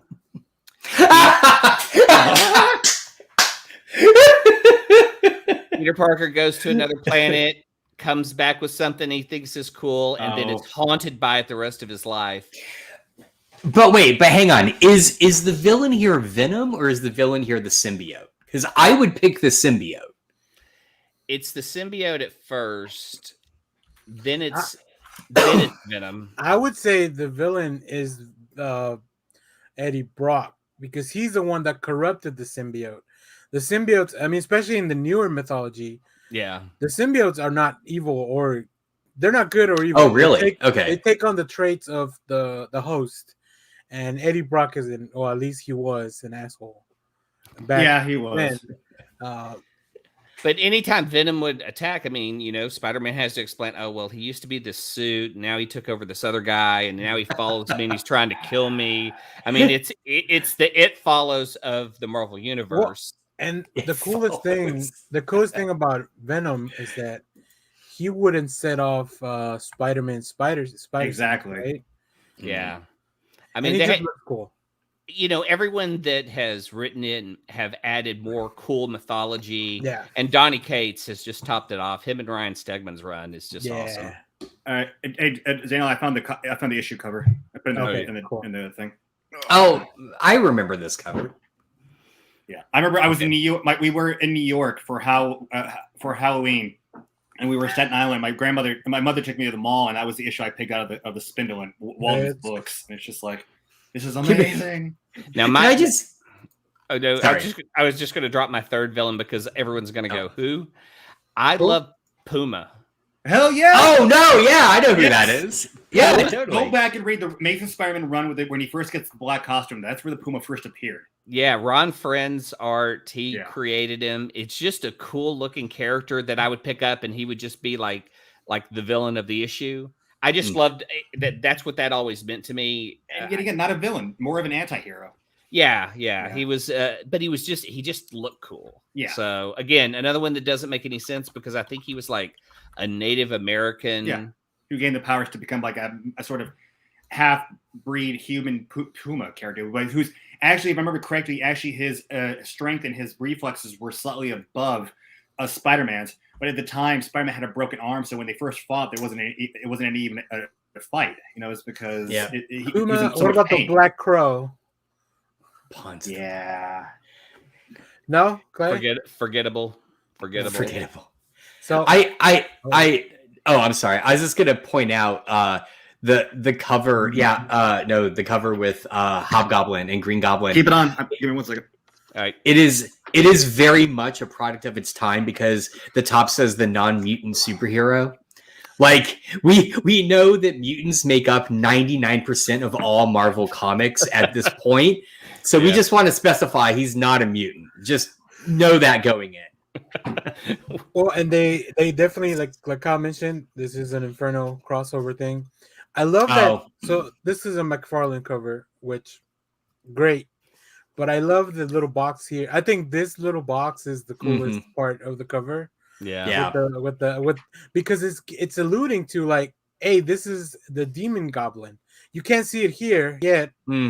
But if you look here at the mouth and everything, like, you know, that's not what the normal goblin or the Hobgoblin normally looks like, right? It looks more like a phase like this guy.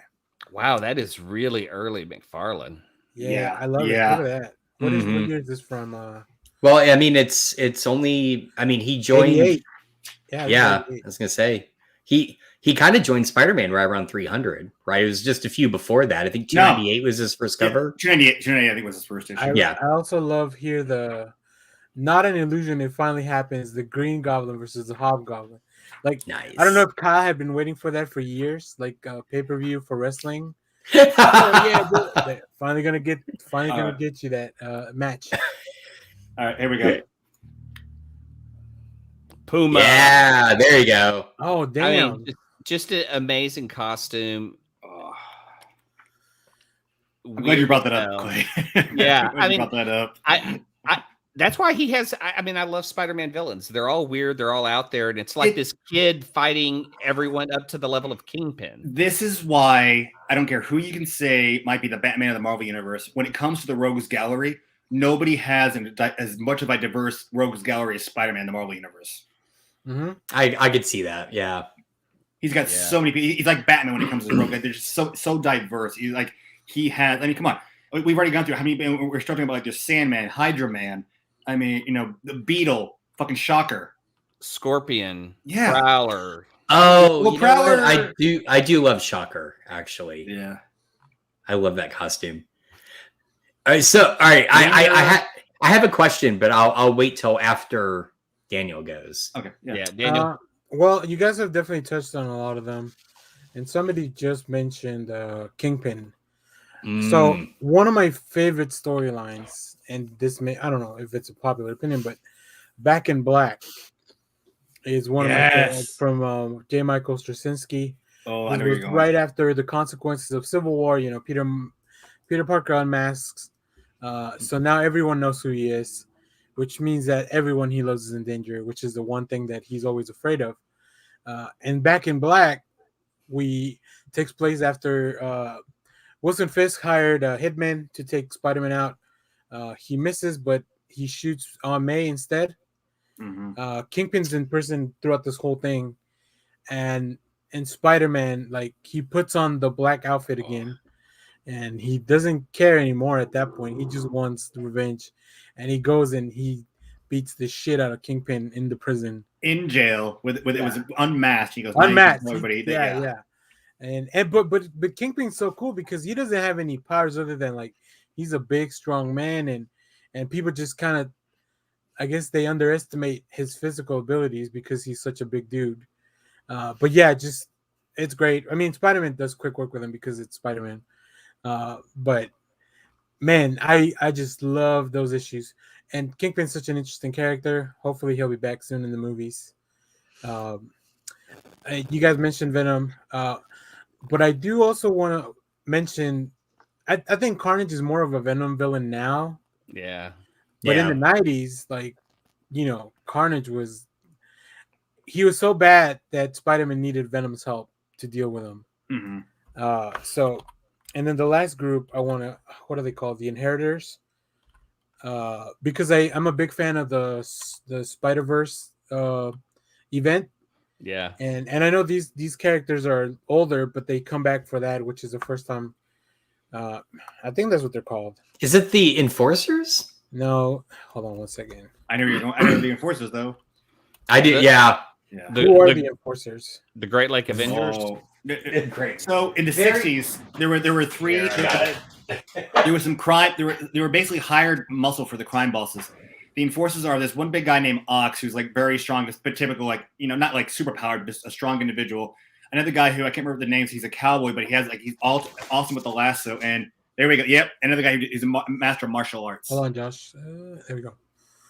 Oh, the Enforcer. Okay, cool. Yeah, I mean it's basically Spider-Man fighting Doc Savage's sidekicks. Yeah, you know, it's so. Yeah, that's not who I was talking about. I was talking about these guys. Wow. So are they related to Craven? Oh. No, so these guys they're a family of like energy vampires. Yeah. That hunt down all the Colin Robinson. All the they hunt down all the spider totems. They're the main villains that when they started doing the main Spider-Verse stories. These that's the what I'm guys. saying. Yeah. So this is from the second from Spider-Geddon, I think, but yeah. So it was mainly the main guy Merlin, I think is his name. Yeah. The first one appeared when Spider-Man he'd first gotten like when he became more powerful when he transformed into like when he realized his powers were more mystical than they were. Yeah, when they start touching into the whole Web of Life thing, and Madam Web comes in. Because I really love Spider-Verse, and I mean, just look at all the different Spider-Man that you're getting. I want to know more about this guy. Yeah, that's pretty awesome. Isn't the one just to the left of him the one from the 16? Yeah, 1609. Yeah, for Neil Gaiman's thing. Yeah, I think Merlin. Merlin's the main one from the original comic, and then they added the rest of the family. And then the last one, I think somebody else mentioned Craven the Hunter. Whoops. You know who he didn't mention? Chameleon. I did think of Chameleon earlier. He was on my short list but got cut. Yeah, sometimes he just fades into the background so we don't see Boom, boom. But yeah, I love Craven the Hunter. I think his stories are pretty interesting. From the previous run, Hunted storyline, it's probably my favorite of Nick Spencer's run. But I do want to say, I don't know that there's a lot of Craven stories that it's always fun when he's in the comics, but I don't know that I can name you like all this, like, you know, fun stories from Craven. A touchstone for me was Craven's Last Hunt. But my issue with it now when I go back and reread it is very much Marvel trying to pull a DC level Dark Knight Returns or Watchmen, and it just doesn't quite work with Spider-Man. And that's the thing that always bothered me about it, is that Spidey's not. If Spidey's going to be in turmoil, it's going to be internal personal turmoil, right?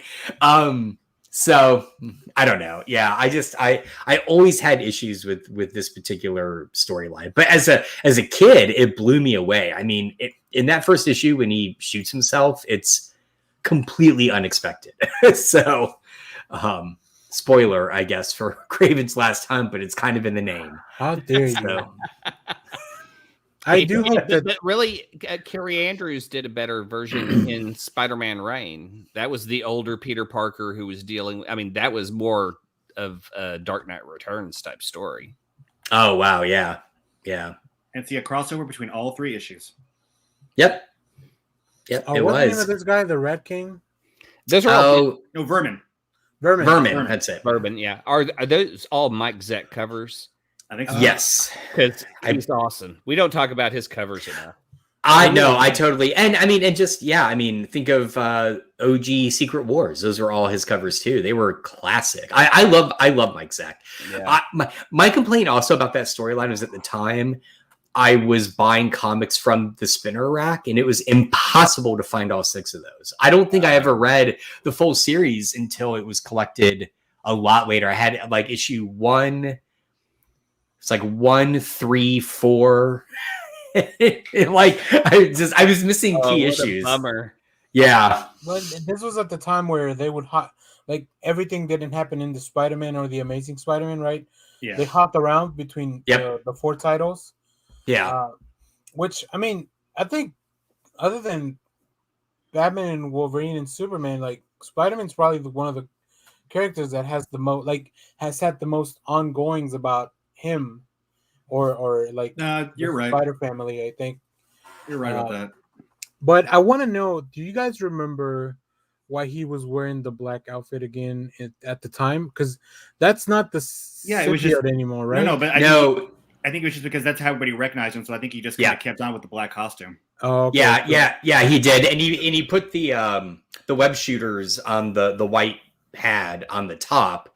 I thought the only time they were on the top is when he was with the symbiote. I thought when he went back to when he actually it was back on the top of the bottom. Okay, this is before 300. Maybe he's still wearing the symbiote. No, he's not. Web of Spider-Man 1, he gets rid of the symbiote. Yeah. That's the storyline with the church bell. But like Kyle's saying, after that, he just created a black suit that he wore. Because again, that's how most people recognize. And he wore that through the 80s. I'm trying to remember when the red and blue costume came back. It was Amazing Spider-Man number 301 because it was after his fight with Venom. Oh, gotcha. Mary Jane didn't want to see him, but it would remind her too much of Venom. That's why he went back to the red and blue. Was it when they renumbered Spider-Man with Tom McFarlane took over? Because he's wearing the red and blue again, right? Yeah. You're right. You know that number 1 issue that was reprinted. There's a 2-parter in Spectacular Spider-Man when they actually bring in again. I'm remembering another one. Not many people know, but there was a original villain in the 70s called Tarantula, but there was he died, and then there was another one called La Tarantula. But he is a 2-parter, and in one issue, I think it's a Spectacular Spider-Man 289, where I have to find it, but he's in the black costume. But then the next issue, he's back in the red and blue fighting Red Tarantula, but they have John Walker, Captain America, teaming up with him. Whoa! Wow, this is Whiplash. That's a weird team up. Okay, well this leads in. Oh, sorry. No, I just said I'd read it. Well, this leads into the question I have, which is, who is your favorite D-level villain from Spider-Man? I'll go first. Stiltman. Love me some Stiltman. No, I'm gonna throw something in. Is Stiltman a Spider-Man D-level villain, or is he a Daredevil D-level villain? I first read him in Spider-Man. I agree, but I first read him in Spider-Man, so I always associate him with Spider-Man. Frogman, yeah. I mean, he's not a villain per se, but you could go with Frogman and White Rabbit. I was gonna say White Rabbit. Oh shit! Really? I'm sorry. Yeah, I love. Yeah, I love when White Rabbit shows up because it's so fucking random. Speed Demon. Oh, that's good. There's an issue of Marvel Team Up where basically it's him and the Human Torch having to take on Speed Demon. And right back to Clay, this is where the Frogman's son takes over the costume and ends up randomly taking out Speed Demon. And he's like, "Hey, I'm a hero now." Oh, that's right. I had that issue. I love that issue. One of my least favorite that I looked up was Boomerang because I wanted to see the Marvel equivalent of Captain Boomerang. And Boomerang's cool too. I like him.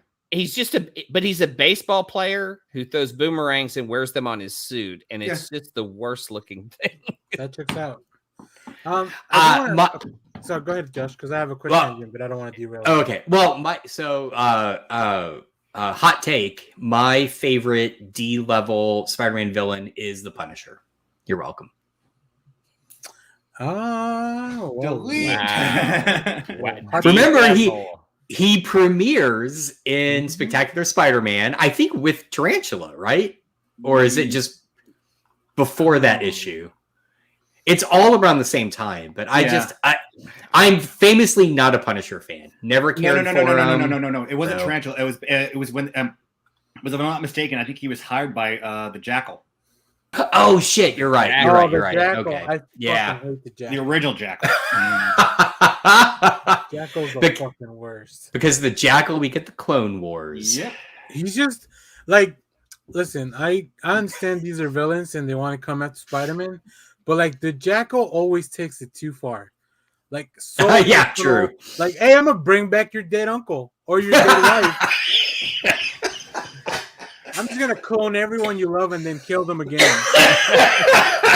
That's some evil shit. I've cloned you multiple times, and you're not even gonna know who the fuck you are anymore. Yeah, I've cloned 7 Gwen Stacy's, and I'm pushing them all off a bridge. Pick one and save her. And then one of them is made out of water or something. I don't know. But I won't tell you which one until it's time for the reveal.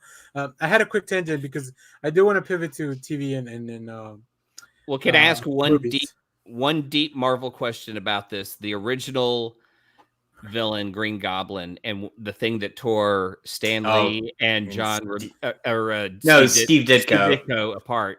Yeah. What was the right choice? Making Green Goblin Norman Osborn or making him a random dude? Norman Osborn. I mean, I can't imagine it any other way now. Yeah. Here's the thing. I think at the time, Stan Lee was right. I think for the popularity of that character and the whole soap opera undertones, it was the right move. Philosophically, random dude. Yeah. I agree with Ditko on this. Like, you build it up and the reveal is, I have no idea who you are, right? That would have been just mind-blowing. But, yeah. Yeah, I mean, you go into the next issue and it's like, who is this person? Or you go into the next issue going, holy shit, that's his best friend's dad. So right. Dramatically, it plays better, but I like the philosophical idea of it being someone he doesn't know who is just trying to kill him. Yeah. And so here's my quick tangent that I found, because as we were talking, I'm on Reddit art as science fiction. How does the Rhino go to the bathroom if he's sealed inside of his suit? I think we may have talked about this before. But I want to go through some of the responses because I think they are. Why else would he be so evil? Hold on, I'm gonna text Kevin Smith real quick. Either the suit has some kind of waste recycling disposal system, or he has one hell of a case of diaper rash, which explains why he would be so evil. And he does make oblique references to the pain the suit causes. This one, Tony Stark in Iron Man 2, like that. And somebody said, so he gets drunk and pisses himself. Presumably the same as he does in the comics. Well, wait, what happens in the comics? Click the link. So, seriously, how does the Rhino go to the bathroom? Let's see, where's the answer? CBR asking the real questions. As they usually do. Do they go through it here? Did Spiderman also teach him how to poop? Oh, wait, what's it? I don't know. It doesn't. But then that's just going to lead to how does he wipe? You know, we're just going to go down a rabbit hole. Wait, is there an answer here somewhere? Oh, in the handbook to the Marvel Universe. It's in the special bathroom area. Yeah. Well, I don't know. I'm not. Oh, wait. The Rhino's clad in a thick. The Rhino is clad in a thick polymer mat, and now it goes small sealable seam. Wow. Well, wait, hang on. I'm sorry. If there's any seam at all, he could ultimately take it off, right? I mean, it's small. It's too small for him to take off. I thought it was sewn to his body. No, it was never sewn. It was basically radiation fused it to his body. Okay. I don't think it was ever sewn into his body. There is a small, so this is a zipper down there. We just don't see it because of the polymer is so advanced. Okay. Bullshit. There might be disposal tubes, so that means he's always got a tube up there. Pin particles. Pin particles. I didn't understand this one. Ethan barks like a skag from the Borderlands. I don't know what the skag is. It's a type of like dog-like creature in Borderlands. He's got a colostomy bag. You know, that could be what the horns are for. They're not horns, they're colostomy bags. They just fall off when they're full and regrow. Oh no, he just like takes it off, dumps it out, puts it back on. So when you're looking for the real questions, go to Reddit r/as_science_fiction, and you'll find the answers to whatever you need. While you're looking for those questions, might be the real problem there. There we go. So all right. I'm so worried what Kyle just found. Yeah. No. I was going to throw a D-list character one more time. Okay. Whoops. Wrong. Whiplash/Backlash. Oh yeah. That's terrible. Look at that costume. Wow. Iron Man. You know, If your main weapon is a whip, you should not have a cape that big. Or a ponytail that big. No, the ponytail makes sense for the whip aesthetic. I guess. I'm just saying, there's going to be some tangling up occurring. You can whip your hair back and forth. Oh, God. I feel personally attacked by this comment. All right, is there one from the TV show that didn't make it into the comics ones or the movies? I can't think of anybody that hasn't. Or any of y'all want to highlight? I think Hydro-Man was used a lot better in the cartoon. I feel like that's where I got the most Hydro-Man I've ever seen. Yeah. I will say, I think for me, one of the most iconic cartoon-only villains that is a product of its time is from Spidey and His Amazing Friends. It's like the video game monster. Video Man. Yeah, that's it. Video Man. 3 appearances in that series. Yep. Such a dumb character, but I loved it. Oh my God. I need to see what that looks like. Oh my God. Come on. Send that to the screen, sir. Send that to the screen. Yeah, give me 1 second. Oh my God, I'm glad you brought this up. Well, and he grows super big. Well, no, hold on. Yeah. Well, you also got to think about it. The character of Swarm actually made it into the actual comic books, and even the current, most recent animated series on Disney Channel. Oh, really? Yeah. Okay. Wow, that's Video Man, huh? And Swarm was in the musical too. So, those Video Men come out of this game? Yes, it's actually a game called Video Man. He comes to life somehow? Yep. Okay, I like that he's like 8-bit. There are two. there are 2 episodes where he basically is just an electronic character who comes to life, and then in the 3rd episode, he's a teenager who gets zapped and has the ability to become Video Man. And at the end of the episode, the Spider-Man and Amazing Friends leave him with the X-Men to be trained with his abilities.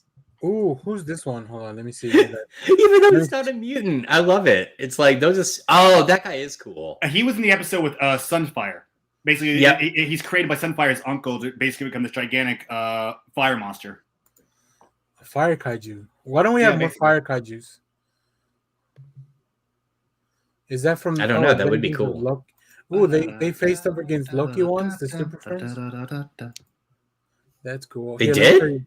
Let me show you guys this, what I found. Shit, I've got to rewatch those. It's been a long time. I have. Vengeance of Loki. Of Loki, and then I guess Thor stars.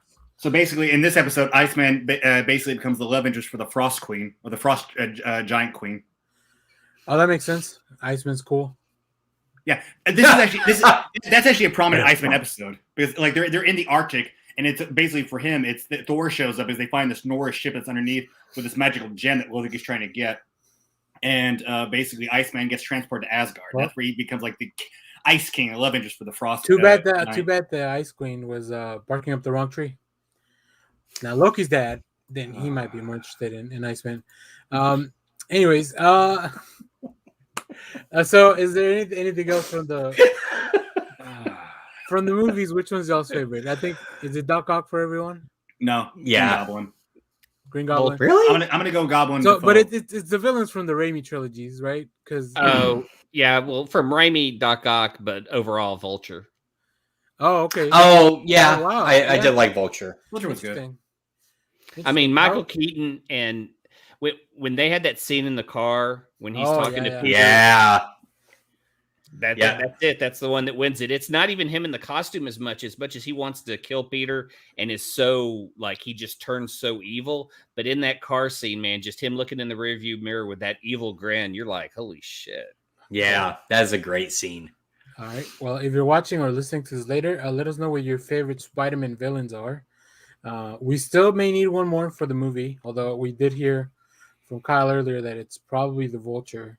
Well, yeah, which would make sense. Unless he's coming to help Peter. He's already confirmed he's actually soon to shoot the Vulture. I mean, we also Scorpion's still around, right? He's in prison with Michael Keaton. Yeah, they do know each other. Who the fuck? Well, this will be the first time we ever see a Scorpion as a Scorpion in actual costume. Have y'all watched Venom 2? Nope. Do y'all know about the end credit scene though? Yes. Nope. Yeah. Okay, I won't go into it then. We'll save it for later. You know, I'm gonna throw it. Oh, so you're saying Gotcha. I gotcha. I didn't say anything. No. No. But I know. I gotcha. Stop inferring from my. I'm going to throw it out there. Just one more D-level villain, just because he hasn't been mentioned. The movie's coming out. Morbius. That's what I was gonna ask you. Oh, who knows how that's gonna play into the whole? Who knows? Thing. Because that movie was supposed to come out before Venom or No Way Home or any of that stuff. Yeah. So, but we do know that Michael Keaton's in it. The design from a Spiderman, Raimi is somewhere tagged in the graffiti. Yeah.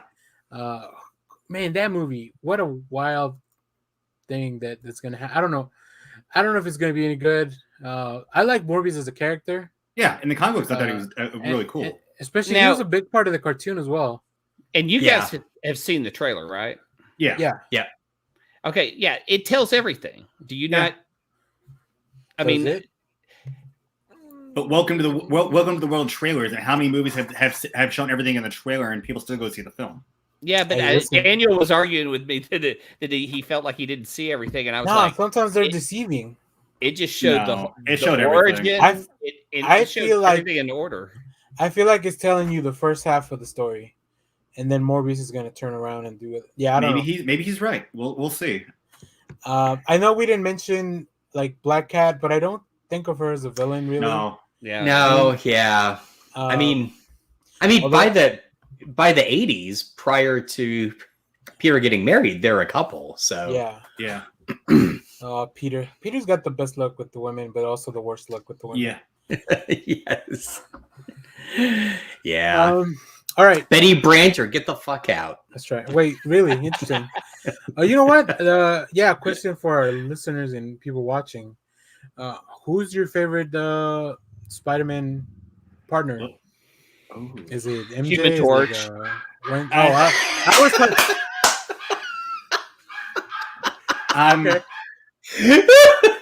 I'm torn on that one. I love both his partnerships between the Human Torch and Daredevil. I love the Daredevil and Spider-Man team. I was going for a romantic partner. He didn't go romantic. That's why I went Johnny Storm, because you know what I get it. That's the bromance right there. I would love to see them cast a Johnny Storm that hangs out with Peter Parker in the MCU, and two guys who are probably going to be from other dimensions and stuff. I would say relatively close to the same age. I would say And because back in when the FF first started, Johnny was still was only like 16. He was still in high school. So not Chris Evans. Not Chris Evans. Not now. No. But that would be a funny scene if he did play Human Torch and they bring him back. That Peter's just staring at him like, Steve? You don't talk like Steve. Holy shit! Maybe that's the end credit scene. Oh yeah, right. Could you say on your left for me? Or Peter said, "Turn around. Let me see if that's America's ass." Oh yeah. Right. Or Brooklyn.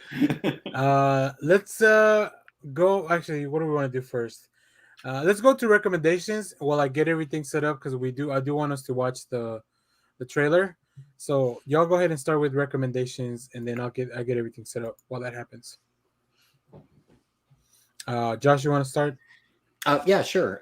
Mine, I have it right here. Mine is a new game that just came out. It's called The Silver Bayonet.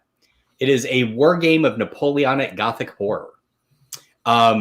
It's by a guy I like, Joseph McCullough, who did Frostgrave and a few other games. And what he kind of specializes in are narrative war games. And this is brand new, and it just came out, I think, like a week ago. And so the idea is it's set during the Napoleonic Wars, but there's vampires and all kinds of crazy shit. I love it. So anyway, that's just my recommendation. All right. Kyle, what about you? Actually, I'm torn, but I'm gonna do two real quick. One, anybody who hasn't heard, as of January, Fraggle Rock's coming back, called Back to the Rock on Apple TV. Live action Muppets. Cool. Yeah. And there's a trailer up on YouTube. And two, I saw a movie last night. I just randomly clicked on it, and I watched throughout the whole thing. It's called Tick, Tick, Boom. It's Andrew Garfield, and this actually kind of relates. It's Andrew Garfield as the main character. It's about sort of an autobiography film musical based on Jonathan Larson, who was the creator of Rent. So it's about his journey about getting into, and it was just, and I never knew Andrew Garfield could sing. Artistically, this film had me for the full 2 hours. I watched it I got home at 11. I didn't go to bed for 1, but I just let the film go, and it was just, I really enjoyed it. Cool. Yeah. So it's on Netflix. It's free. You can watch it there, but it's if you like musicals, you like the stuff, and this is just, it's a fun, like it's basically, he goes throughout the life of how he was trying to get into the world of music, becoming a musical writer, and there's a nice little cameo appearance of Bradley Whitford in there as Sondheim. Oh, nice. Yeah. Oh, that's cool. And this was directed by Lin-Manuel Miranda. Oh, really? Okay. Yeah. So I'm like, I don't know. I randomly did not. I know it's not comic book related outside of the Andrew Garfield time, but it was the first film I sat down watching. It was like, I'm really just soaked it in. So it was a nice little change. So cool. Clay, what do you have for us? I don't know. I guess I'd put that Tokyo Diner on there. I mean, I already talked about it, but man, I just really enjoyed the peacefulness of the music and having just quick short stories that kind of wrap up in, less than 30 minutes. I like that. I'm going to check it out. Well, no surprise. It's a comic I haven't read, but I mean, come on. Come on. Donny Cates starting on the Hulk this week. God, a new Donny Cates book I got to get. Look at the tagline here at the bottom. What if the Hulk exists to protect us from Banner? Oh, wow. Donny Cates, Ryan Odley, Frank Martin, bringing us the new Hulk story. I'm so excited for this. I can't wait. So stay tuned on the channel. There will definitely be a review. Oh, especially because I'm off on Wednesday. I can go get my comics early. Unless someone's hacking the planet. So no, because these go through a different distributor, right? Oh, that's right. So they're immune to diamond failures. All right, let me see if I could do this and get y'all. Let me see. Tell me if y'all can hear this. No. Oh,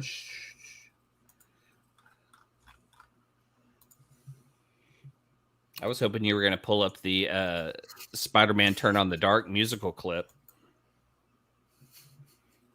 Why can't we hear the audio?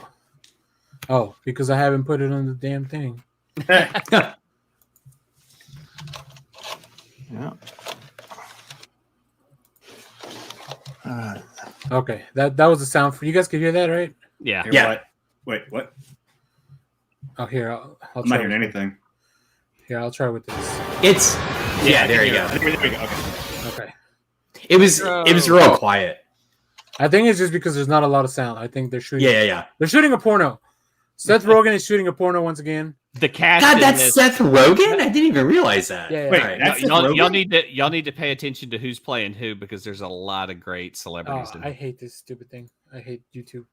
All right, hold on. Let's. I want to clip this out into a video. So, all right. So we're about to watch the trailer for Pam and Tommy. The teaser trailer came out a couple days ago. Sebastian Stan is going to be playing Tommy. We're not the original movie. We're watching the movie about the movie. Yeah, I don't think YouTube will let us get away with the movie. I don't know. They might for a while. And then we're gonna. So and then Lily James plays from Baby Driver. Yeah, plays. Which, my goodness, what a transformation. I think. It's not usually the genre, but I think this was a thing that happened. Like, we were all there and aware of it in pop culture at the time. Let's watch it's going to come out on Hulu. Let's see, February 2nd. And it stars Lily James, Sebastian Stan, and Seth Rogen. Also, Nick Offerman. I saw him in a few screenshots. He has the most beautiful hair I've ever seen in this movie. We'll see. All right, so let's check out the trailer for Pam and Tommy. All right, here we go. Yeah. All right. See what we got. Oh, wow. What is this? Just fast forward. Oh. Who's this guy? That's Tommy Lee's drummer from Motley Crue. Where did you get this? Just keep going forward. Hang on. Keep fast forwarding. Holy shit, that's Pamela Anderson. Yeah, just keep going. Go back. Whoa. Go back. Play.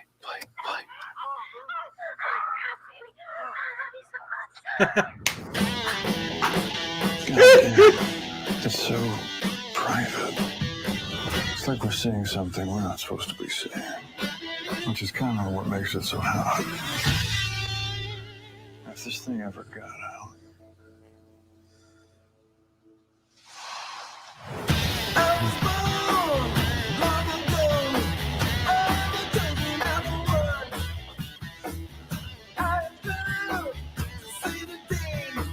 Every second that passes, this tape could be spreading. Baby, we will get it back. It's not a big deal to me. I'm on that tape the same as you. No, not like me, I know. Here we go.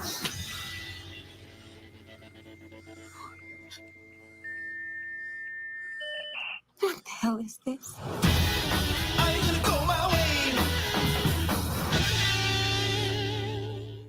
Wow, Sebastian Stan nails it. I know, man.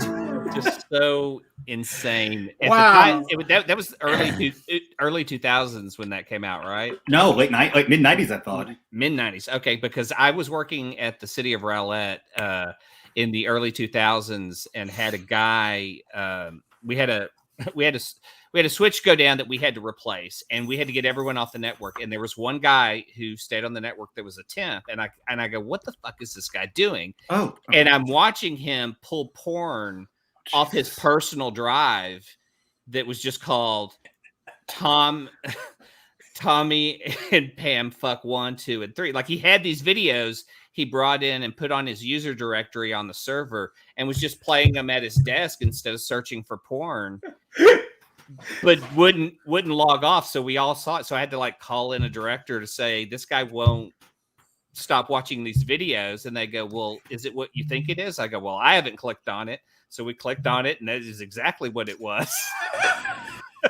And so we had to send his manager, who was a woman, pull him into an office and fire him for watching porn he had brought in. And it was the Tommy and Pam video. Wow. Yeah, it got released in 95. Oh my god, that's a lot earlier than I thought. I mean, that sounds right. I was in college when this. I mean, it was the early days of the internet, so it was like you were getting celebrity porn for the first time. Which you can tell by the dial-up sound at the end of that trailer, which is quite nice. I mean, this was the era of Mr. Skin, where Mr. Skin would have photos and maybe some videos. Josh, you don't know who Mr. Skin was? Mr. Skin was a guy who had like a photographic memory and kept a directory online of every celebrity nude in a movie. Oh my god! So if you said a name, he could tell you what movie, what scene, what time, and it was holy crap! Yeah, what a waste of abilities! Wow, I'm sure he made a lot of money on that website. He did. Oh, true. He made a lot of money until porn is free everywhere. Yeah. So I mean, they look pretty. Sebastian Stan, yeah. I was gonna say the woman playing Pamela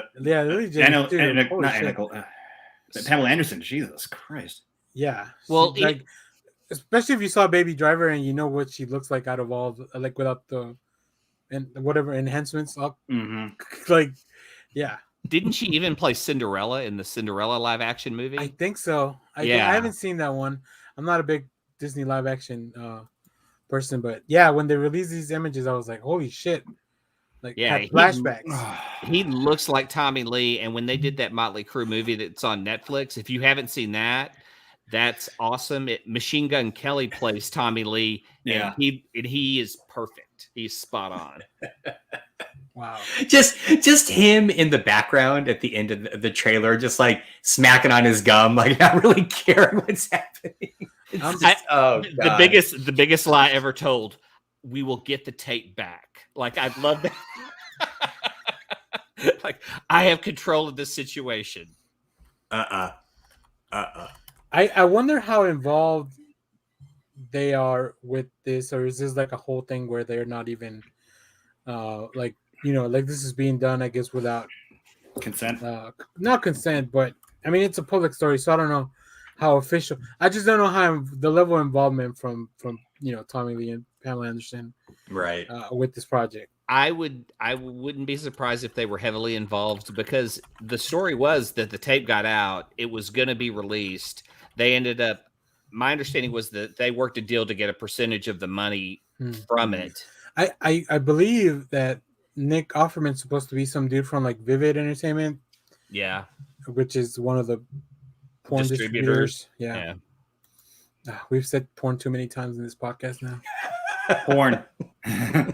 So it's weird though. I mean, the views are going up. What's happening? I mean, even in Quentin Tarantino's film, you know, porn at times becomes mainstream. You know, it just depends on how it's being distributed and who's in it. Because they had, what movie did they have a grand opening for in Quentin Tarantino's last film?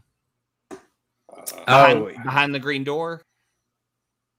I don't know, because it's when Sharon looks over and she goes, "What's that party?" And they go, "Oh, they're having a premiere for a porno." And she goes, "They do that?" Yeah. Oh, and last time. Yeah, I remember that. That's right. I don't know about the scene though, but man, what an interesting time the 90s were. Yeah.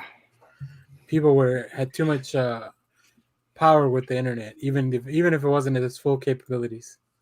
I remember the X-Men trailer dropping and having to slowly download it because it was taking forever. Because I didn't have the internet connection at the time. No one did. No one did. Yeah. No one did, because to get just a T1 was like a super big expense, and that was like a business expense. Yeah, right. I remember I saw a video of people, I guess it's the Hall H at Comic-Con, watching the trailer for the first time for the Phantom Menace. And I was like, man, what a cool snapshot of like just pop culture of like, because they don't know, right? Nobody's seen the movie. All they know is that it's the first Star Wars thing in maybe like 30 years. So very exciting. Dude, knowing that the first thing that appears in Phantom Menace trailer are two Gungans, and now it's kind of a joke, is hilarious, because you're like, look at these new aliens. They're riding these creatures. They could be great warriors. We don't know what's going to happen. And then it's like, who saw you saw? Yeah. And then you get little shots of Darth Maul, and you're like, what is happening? We don't know any. God bless Ahmed Best for doing that. Yeah. So, all right. Well, I think that's gonna wrap it up. Here you know what? For a show that everyone's here, 2 hours is not bad. No. True. So, yeah. But thanks everyone for watching. Everybody that was in the chat, Lego, shout out. Yeah. But yeah, if you're watching this afterwards, let us know your comments on your favorite villains for Spider-Man. Who's Spider-Man's main love interest that you like is or should be. What you thought of the trailer for Tommy and Pam? Where were you when it dropped? The original video, I guess, not the trailer. High school? Where were you in 95? Oh man, I bet some viewers weren't even born. All right. So old. I feel so old. No, you want to feel old? I saw a post in Reddit said, today I learned that Joaquin Phoenix had a brother that died from an overdose when he was 23. Oh my God. Oh, River, geez. right? River Phoenix? Yeah. River. I learned about him a little while ago too. Oh my God. Wow. Yes, Daniel, go watch a movie called Stand By Me. I've seen it. I didn't know that was him. Or Explorers. Yes. Explorers is probably the best. It's love that movie. An early Robert Picardo voiceover. Oh yeah, he's one of the aliens. Yeah, I haven't seen that movie. Maybe we could do like a throwback movie day. And we gotta yeah. It's great. I love Explorers. It's I don't know if it's streamable. I think it's. We'll have to look because I think it's kind of hard to find. And randomly, weirdly enough, a Joe Dante film. Yeah, that's right. Yeah. Yeah. A boy obsessed with 50 sci-fi movies about aliens has a recurring dream about a blueprint of some kind, which he draws for his inventor friend with the help of a third kid. I like that part. A third kid needs to be involved. They follow it and build themselves a spaceship. Now what? What? This sounds insane. Yeah. And, that kid, Ethan Hawke. Holy shit. Ethan Hawke. Oh my goodness. I think more people remember Flight of the Navigator, which kind of is the same in the same area, but with the three kids interacting is more fun than that kid solo flying. Oh, I guess I don't know. You got Pee Wee Herman as a fucking robotic navigator on the ship, so there is kind of that true. too. Yeah, that is fun. The third kid did not go on to become.